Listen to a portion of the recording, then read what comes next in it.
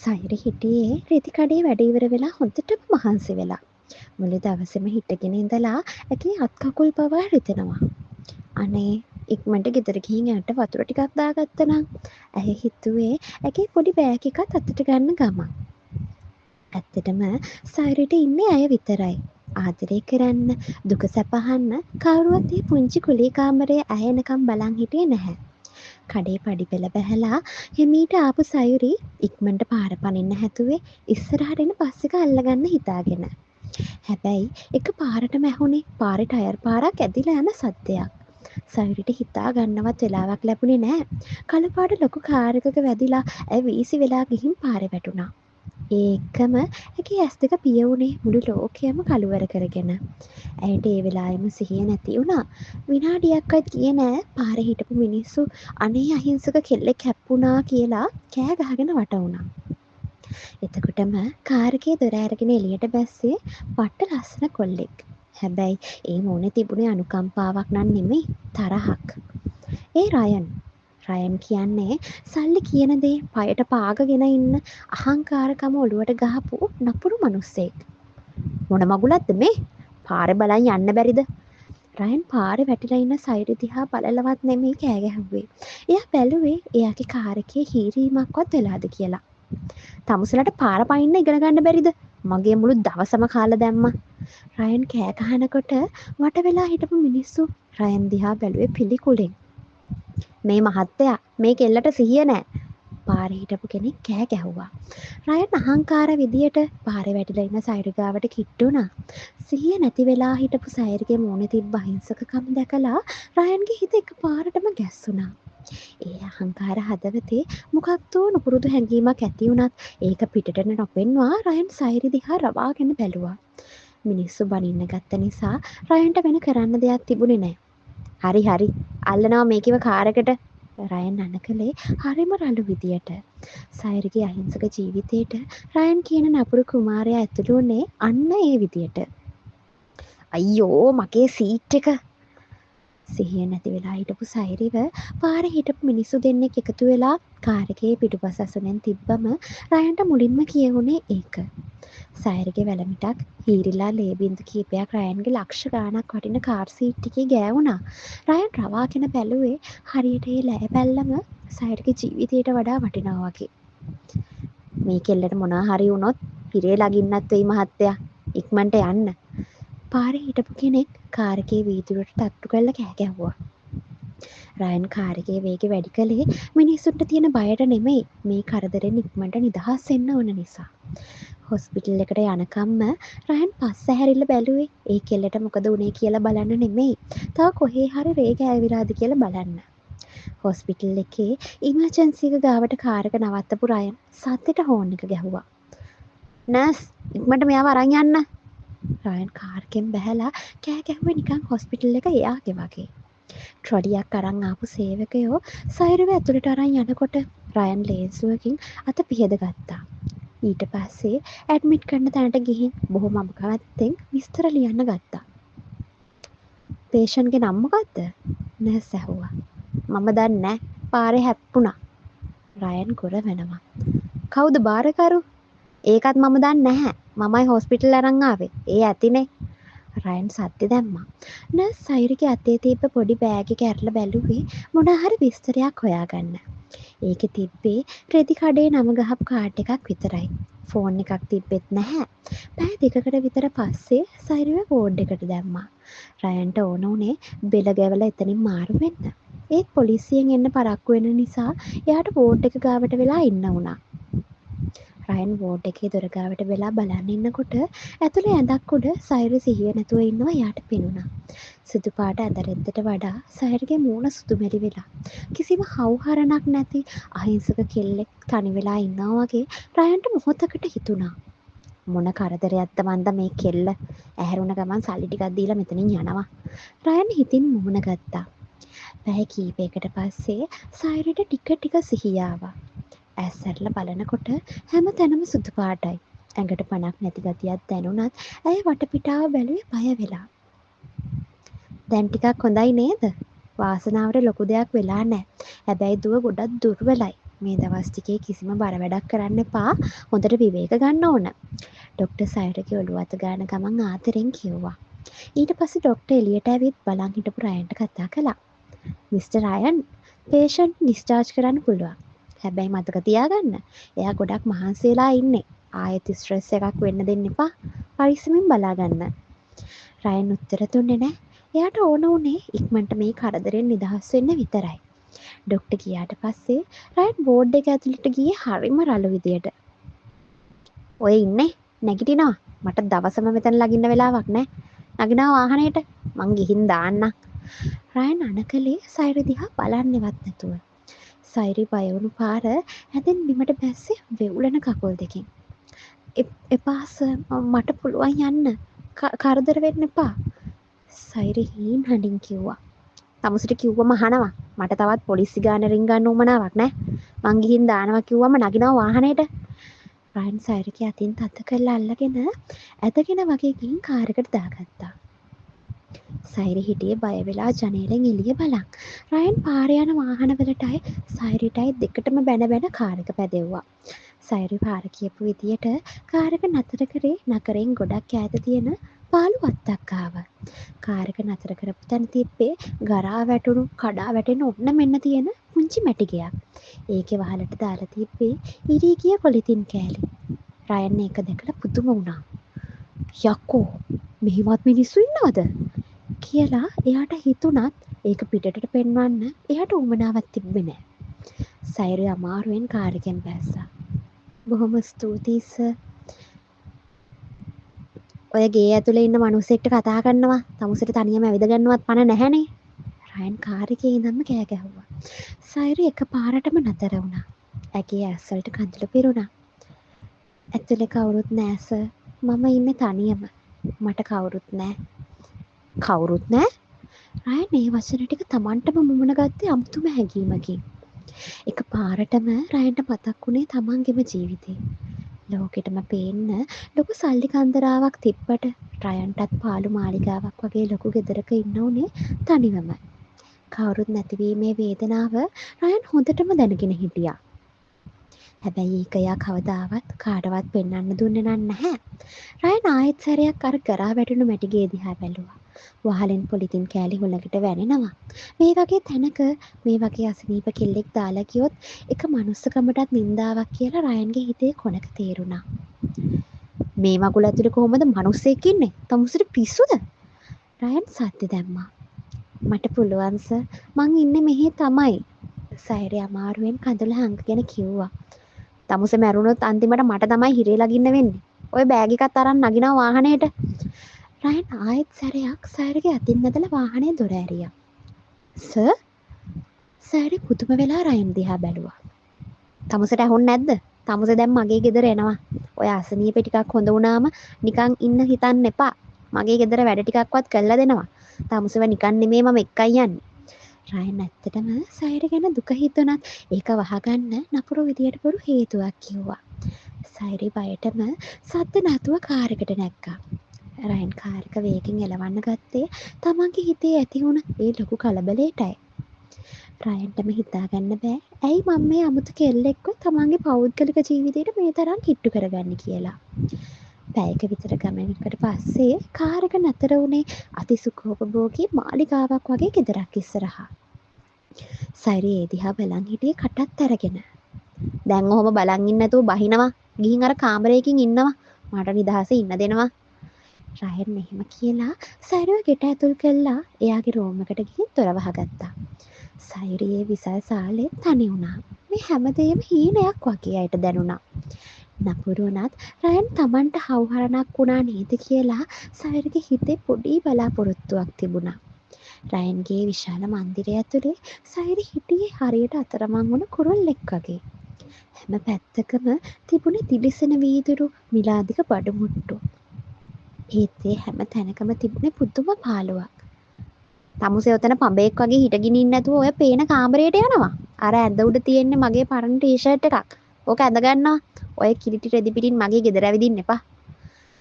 Ryan sofa එකේ වාඩි වෙලා බොහොම අහංකාර විදියට අනකලා. සයිරි හෙමින් කාමරයට ගියා. කාමරේ තිබ්බ ලස්සන ඇඳ දැකලා ඇයට අදා ගන්නත් බැරි වුණා.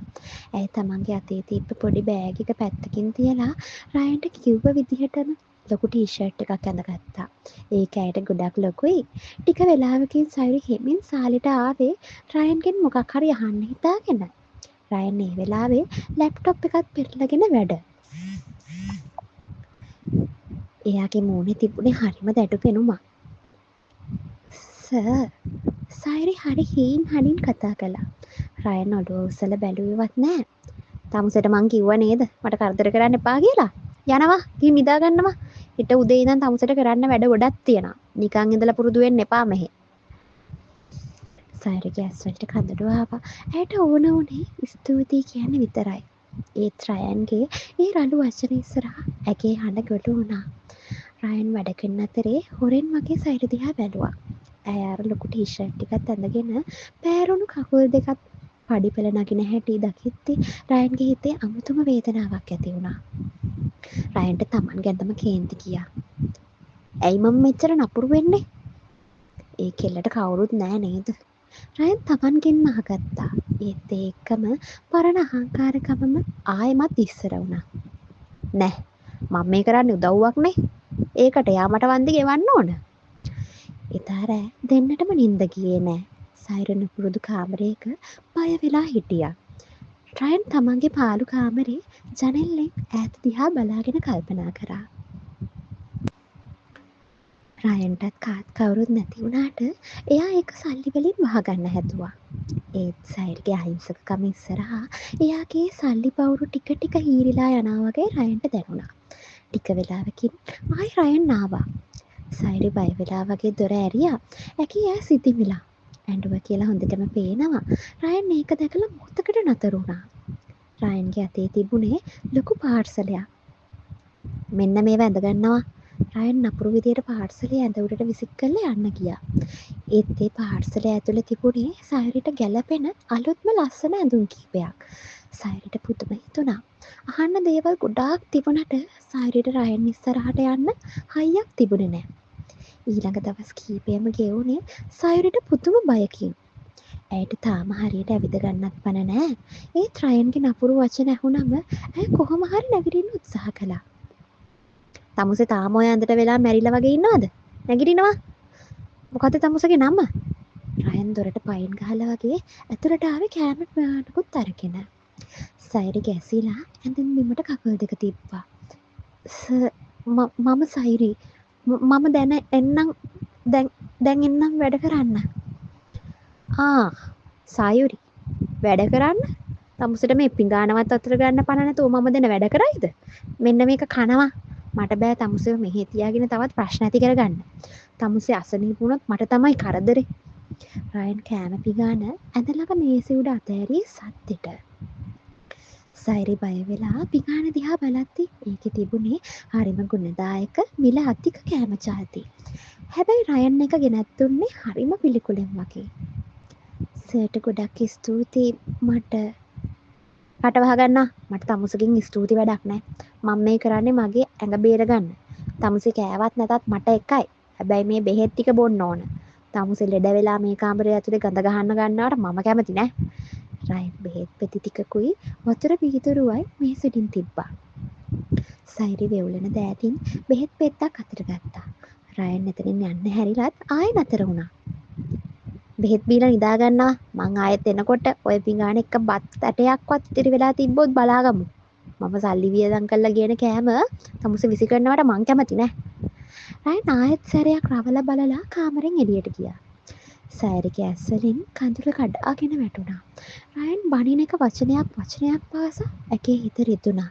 ඒත් ඇයට තේරුණා මේ නපුරු මිනිහාගේ රළු වචන ඇස්සේ මොකක් හරි අමුතු සැලකිල්ලක් තියෙනවා කියලා. රයන් කෑම ගෙනත් දෙන්නේ, බෙහෙත් දෙන්නේ හරිම නපුරු විදියට වුණත් ඇයට ලෝකේ කාත් කවුරුත් නැති වෙලාවේ එයා ගාව ඉන්නේ රයන් විතරයි. රයන් සාලෙට ගිහින් සෝෆා එකට වැටුණා. එයාගේ අත් දෙක තාමත් තෙවුලනවා. ඇත්තටම රයන්ටත් කාත් කවුරුවත් නැති නිසා මේ වගේ අහිංසක කෙල්ලෙක්ට සලකන්න එයා දන්නේ නැහැ. එයා දන්නේ බනින්න විතරයි. මොන කරුමයක්ද මන්ද මේක? ඇයි මම මේ කෙල්ලට කෑම බෙදලා අරන් ගියේ? රයන් තමන්ටම බනින්න ගමන් කල්පනා කළා. ඒකේ හරිම අහිංසකයි. ඒත් මම මොකටද ඒ ගැන හිතන්නේ? එක පාරටම සයර්ගේ කාමරෙන් මොකක් හරි වැටෙන සද්දයක් ඇහුණා. රයන් ඉක්මනටම නැගිටලා කාමරේ දිහාට දිව්වා. මොන මකුලක්ද තමුසේ මේ කරන්නේ? කාමරේට කඩා වැටුණු රයන් කෑ ගැහුවේ සාලිටත් ඇහෙන්න. සයරි බිම වැටිලා හිටපු වතුරු වීදුරුවක් අහුල ගන්න ගිහින් ඒක අතින් ගිලිහිලා කුඩු වෙලා ගිහින්. ඇය බිම වාඩි වෙලා වෙවුලන ඇඟිලි වලින් වීදුරු කටු අහුලන්න හදනවා. මට සමා වෙන්න මම වීදුරුව තියන්න හැදුවේ. සයරි බිම බලාගෙනම හීන් හඬින් කිව්වා. ඇගේ ඇස් වලින් කඳුළු බින්දු වීදුරු කටු උඩට වැටුණා. නවත්තන ඔය මගුල තමුසෙවක අහුලන්න ගිහින් අත කපා ගත්තොත් මට තමයි ආයෙත් හොස්පිටල් ගානේ රින් ගන්න වෙන්නේ. මට වෙන වැඩ නැහැ කියලා හිතුවද? රයන් සයරිගේ අත තදින් තද කරලා අල්ලගෙන ඇයව ඇඳ උඩට තල්ලු කළා වගේ ඉඳෙව්වා. රයන් බයම දාන ගහගෙන වීදුරු කටු ටික අහුලන්න ගත්තේ හරිම කේන්තියෙන්. මොන කරුමයක්ද? මගේ ලක්ෂ ගාණක් වටින කාපට් එක දැන් මේකේ වීදුරු කෑල්ලක්වත් ඉතිරි වුණොත් මට පාරේ බහැලා යන්න වෙයිද දන්නේ නැහැ. සයරු පයේ ගුලි වෙලා ඇඳ කොනක හිටියා. රයන් වීදුරු කටු ටික අයින් කරලා නැගිටලා ආයෙ සයරි දිහා බලලා රවාගෙන බලාගෙන හිටියා. ඇගේ කකුලේ පොඩි වීදුරු කෑල්ලක් වැදිලා ලී බින්දුවක් මතුවලා තියෙනවා රයන්ගේ ඇසට හසු වුණා. රයන්ගේ හිත එක පාරටම නතර වුණා වගේ දැනුණා. ඒත් එයා ඒක පිටට පෙන්වන්න කැමති වුණේ නැහැ. එයා ඉක්මනට එළියට ගිහින් ෆස්ට් එයිඩ් බොක්ස් එක අරන් ආවා. කකුල දික් කරනවා. රයන් අනකලා. එපාස මම කරගන්නම්. කටවහගෙන ඉන්නවා කිව්වම තමුසේ මේ ගෙදර ඉන්නකම් මම කියන විදියට ඉන්න ඕන. රයන් රළු විදියට සයරිගේ කකුලට අත්ගෙන අර ලේ බින්දුව පිහදාන්න ගත්තා. එයා හරිම රළු විදියට ඒක කළත් සයරිට දැනුණා රයන්ගේ දෑත් වෙවුලනවා කියලා. රයන්ගේ ලේ පැල්ලම දිහා බලන් හිටියේ අමුතුම වේදනාවකින්. රයන්ටත් කාත් කවුරුත් නැති නිසා කාට හරි රිදෙනකොට ඒක එයාටත් හොඳදීම දැනෙනවා. හැබැයි එයා එක වහගන්න හදන්නේ සල්ලි වලින් සහ නපුරුකමින්. දැන් ඔහොම ඉන්නවා. ආයේ කාමරෙන් එළියට ආවොත් මම තමුසව පාරට ඇදලා දානවා. රයන් පෙට්ටියත් අරගෙන යන්න ගියා. දොර වහනකොට රයන්ට ඇහුණා සයර හීන් හඬින් ඉකි ගහන සද්දේ. රයන් දොර ගාව මොහොතක් නැතර වුණා. එයාට ඕන වුණා ඇතුළට ගිහින් අඬන්න එපා කියලා කියන්න. ඒත් එයාගේ අහංකාරකම ඒකට ඉඩ දුන්නේ නැහැ. ඇයි මට මෙහෙම වෙන්නේ? ඒකෙල මගේ කවුද? රයන් තමන්ගෙන්ම අහන්න ගත්තේ පපුවට හත තියාගෙන. එදා රෑ රයන් තනියම සාලින්දන් කල්පනා කරේ සයරි ගැන. සයරිගේ අහිංසක පෙනුම රයන්ගේ දැඩි හිත ටික ටික දිය කළා දාන්න පටන් අරන් වගේ. ඒත් රයන් එකට ලේසියෙන් ඉඩ දෙන්නේ නැහැ. රයන් උදේම ලෑස්ති වුණේ එයාගේ ජීවිතේ තීරණාත්මක බිස්නස් මීටින් එකට යන්න. කළු පාට කෝට් එක ඇඳලා කොණ්ඩෙ ලස්සනට හදලා එයා කණ්ණාඩිය ඉස්සරහා හිටියේ හරිම තේජසී. ඒත් එයාගේ හිත තිබුණේ සයරිගේ කාමරේ ගාව. එයා යන්න කලින් සයරිගේ කාමරේ දොරට හයියෙන් තට්ටු කළා. "තමුසෙට ඇහෙනවද? මං එනකන් ඔය ඇඳෙන් බහින්න එපා. මගේ බඩු මොනා හරි අල්ලලා තිබ්බොත් මම තමුසෙව අද්දම ඇදලා දානවා පාරට. තේරුණාද?" "හොඳයි සර්." සයරි හීන් හඬින් කිව්වා. රයන් කාර් එකට නැගලා ඔෆිස් එකට ගියා. හැබැයි මීටින් එක මැද්දේ ලොකු බිස්නස් කතා යනකොටත් රයන්ට මතක් වුණේ අර අහිංසක මූණ. ඒ කෙල්ල කෑවද දන්නේ නැහැ. මම බෙහෙත් ටික බොන්න කිව්වෙත් නෑ නේද? රයන්ට තමන් ගැනම කේන්ති ගියා. එයා ඉස්සර හිටපු ඒ දැඩි රයන් නෙමෙයි කියලා එයාටම දැනෙන්න ගත්තා. මේ අතරේ සයරිට හිතුණා නිකන් ඉන්න එක හරි නෑ කියලා. "සර් මට මෙච්චර උදව් කරනවා මම මොනා හරි කරන්න ඕන." එයා අමාරුවෙන් නැගිටලා කුස්සියට ගියා. ඇයට ඕන උනේ රයන් එන්න කලින් කුස්සිය ටිකක් අස් කරලා තියන්න. හැබැයි එක පාරටම සයරිගේ ඔළුව කැරකෙන්න ගත්තා. ඩොක්ටර් කිව්වා වගේම ඇයි තාම ගොඩක් දුර්වලයි.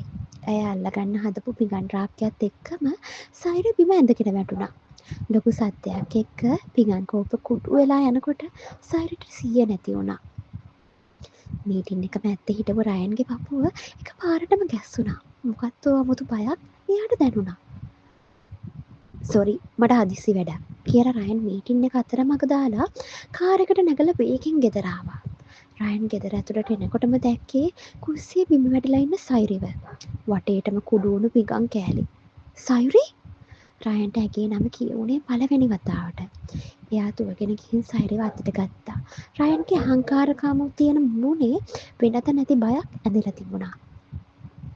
මේ කිව මරන්නද මම මෙහෙ එක්කන් ආවේ. රයන් Tamanටම බැනගත්තා. එයා සයිරිව වඩා ගන්නකොට සයිරිගේ අතින් ලේ ගලනවා රයන් දැක්කා. එයාගේ සුදු පාට මාලිගාව දැන් සයිරිගේ ලේ වලින් තෙත් වෙලා.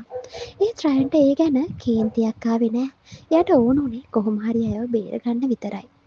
රයන් සයිරිව අතට ගත්ත වෙලාවේ එයාගේ මුළු ඇඟම වෙවුලන්න ගත්තා. එයා කොච්චර සල්ලිකාරයෙක් වුණත් මොනතරම් අහංකාර මිනිස්සෙක් වුණත් තමන්ගේ අත් දෙක උඩ පණ නැතිව ඉන්න මේ අහිංසක කෙල්ලව දැක්කම රයන්ගේ ආඩම්බරකාරකම් දිය වෙලා ගියා. සයිරි ඉස්සරලා බලනවා. රයන්ට ඇගේ නම කියුනේ හරිම ආදරණීය ඒ වගේම බය වුණු හඬකින්. රයන් ඉක්මනින්ම ඇයව වඩාගෙන සෝෆා එකෙන් තිබ්බා.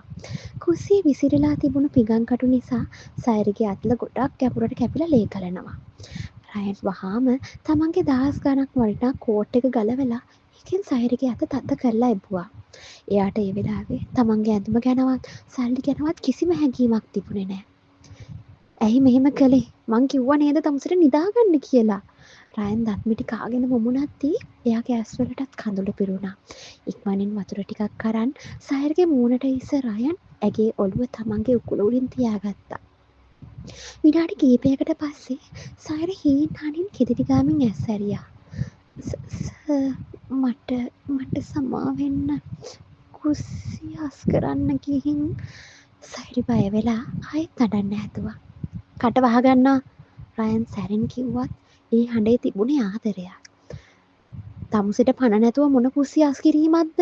දැන් බලනවා තමුස්ගේ අත. තව පොඩ්ඩෙන් තමුස මැරෙනවා. රයන් හරි පරිස්සමින් සයිරිව වත්තම් කරලා කාමරයට එක්තන් ගියා. ඇගේ අතේ තුවාලයට බෙහෙත් දානකොට සයිරි වේදනාවෙන් ඇඹරුණා. රිදෙනවද? රයන් හරිම හෙමින් ඇහුවා. සයිරි පුදුම වෙලා රයන් දිහා බැලුවා. ඒ රළු නපුරු මිනිස්සයාගේ ඇස්වල අද තිබුණේ පුදුමාකාර කරුණාවක්. ඇයි මට මෙච්චර උදව් කරන්නේ? මං පාරේ හිටපු අහිංසක කෙල්ලෙක් විතරයිනේ. සයිරි ඇහුවේ බිම බලාගෙන. රයන් බෙහෙත් දාන එක පාරටම නතර කළා.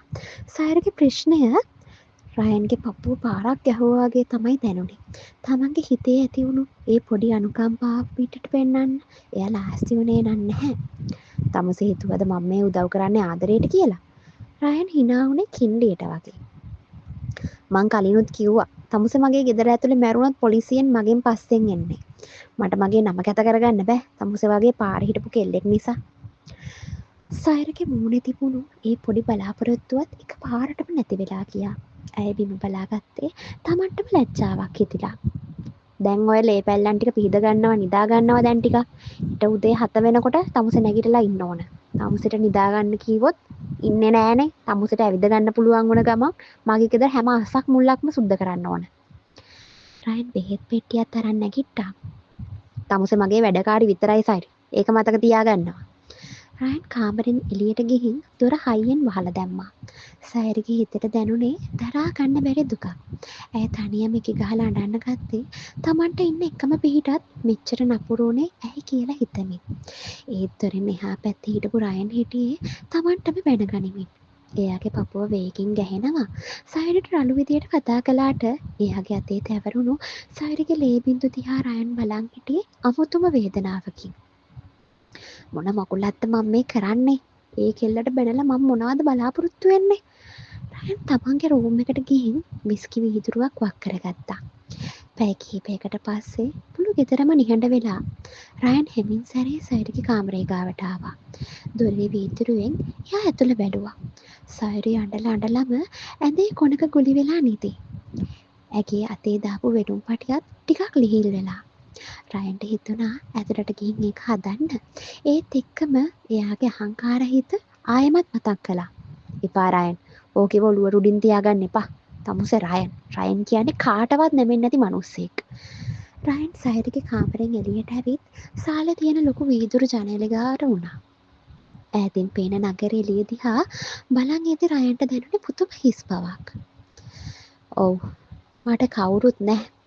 ඒත් මම කාටවත් නැමෙන්නෙත් නෑ. රයන් තමන්ටම මුමුණ ගත්තා. බහුවදා උදේ සයිරු ඇහැරුනේ හරිම බයෙන්. ඇයි ඉක්මනටම නැගිටලා තුවාලුණු අතත් අල්ලගෙන කුස්සියට ගියේ රයන් කිව්ව විදියට වැඩ පටන් ගන්න. රයන් ඒ වෙනකොටත් කෝපි එකක් හදාගෙන සාලි වාඩි වෙලා හිටියා. එයා සායුරු දිහා බැලුවේ හරිම රළු විදියට. තමුස විනාඩි 5ක් පරක්කුයි. මගේ ගෙදර ඉන්නවනම් මගේ නීති වලට ඉන්න ඕන. යනවා. ගිහින් අර මේසෙ උඩ තියෙන ෆයිල් ටික පිළිවෙලකට හදලා තියෙනවා. හැබැයි මතක තියාගන්නවා එක කොලයක් හරි නැති වුණොත් තමුසෙට ඉන්න වෙන්නේ පාරේ. සයිඩි බිම බලාගෙන ඒ වැඩේ කරන්න ගත්තා. ඇගේ අත රිදෙනවා. ඒත් ඇය ඒක නොපෙන්න වැඩ කළා. රයන් ලැප්ටොප් එකකින් වැඩ කරන ගමන් හොරෙන් සයිරි දිහා බැලුවා. ඇය අමාරුවෙන් ලිපිගොනු අහුලන හැටි දකිද්දී රයන්ගේ හිත ආයෙත් අර නුපුරුදු වේදනාව ඇති වුණා. නවත්තනවා ඕක. රයන් එකපාරටම කෑ ගැහුවේ සයිරිව ගැස්සෙන්න ඉඩ හරිමින්. ඇයි සර් මොකක් හරි වැරදුනාද? සයිරි බයෙන් ඇහුවා. තමුසට එක වැඩක්වත් හරියට කරන්න බැරිද? බලනවා ඔය ලේ පැල්ලම මගේ ෆයිල් වල ගෑවෙනවා. යනවා. ගිහින් ඔයා තායෙත් හොදගෙන එනවා. රයන් ඇත්තටම කෑ ගැහුවේ සයිරිගේ අතින් ලේනවා දැකලා ඇති වුණ බයට වුණත් ඒක පිටට පෙන්නුවේ නපුරු විදියට. සයිරි ඇස්වල කඳුළු පුරවගෙන කුස්සියට දිව්වා. රයන් ෆයිල් ටික පැත්තකට කරලා සෝෆා එකට ඔළුව ගහගත්තා. ඇයි මට බැරි මේ කෙල්ලට කරුණාවෙන් කතා කරන්න? මං ඇයි මේ තරම් තනි වෙලා? එක පාරටම ගෙදර බෙල් එක වැදුනා. රයන් පුදුම වුණා. මේ වගේ වෙලාවක කවුද එයාගේ ගෙදරට එන්නේ කියලා. රයන් දොර ඇරියා. ඉස්සරහා හිටියේ රයන්ගේ බිස්නස් පාර්ට්නර් විහස්. විහස් කියන්නේ රයන් වගේම සල්ලිකාර හැබැයි ගෑනු ළමයින්ට ගොඩක් කෑදර සල්ලාලෙක්. මොකද මේ පැත්තේ? රයන් ඇහුවේ විහස්ව ගණන් නොගෙන. ඇයි බං ඊයේ මීටින් එක අතරමඟ දාලා ආපු නිසා මම බැලුවේ උඹට මොකක්ද උනේ කියලා. විහස් ඇතුළට ආවා. එතකොටම සයිරි අත හොදගෙන සාරිට ආවා. විහස් ගියස් සයිරි ගාව නතර වුණා. එයා සයිරිගේ අහිංසක පෙනුම දැකලා සල්ලාල හිනාවක් දැම්මා. වාව් රයන් කවුද මේ ලස්සන කෙල්ල? උඹ තනියම ඉන්නවා කිව්වට මෙහි ලස්සන රෝසමලක් හංගගෙන ඉන්නේ. විහස් සයිරි ගාවට යන්න හැදුවා. රයන්ගේ මූණ එක පාරටම රතු වුණා. එයාගේ අත් පිට මොළ වෙන්න ගත්තා. රයන්ගේ මුණ එක පාරටම රතු වුණා විතරක් නෙමෙයි. එයා කියන්න ගත්තා. විහස් තමුසගේ සීමාව දැනගෙන කතා කරනවා. ඒ මගේ වැඩකාරි විතරයි. වැඩකාරි. එහෙනම් මටත් පුළුවන් නේ මෙයාව ටික දවසකට මගේ ගෙදර එක්කන් යන්න. මටත් වැඩකාරියෙක් ඕන වෙලා හිටියේ. විහස් සයිරිගේ අතින් අල්ලගන්න හැදුවා.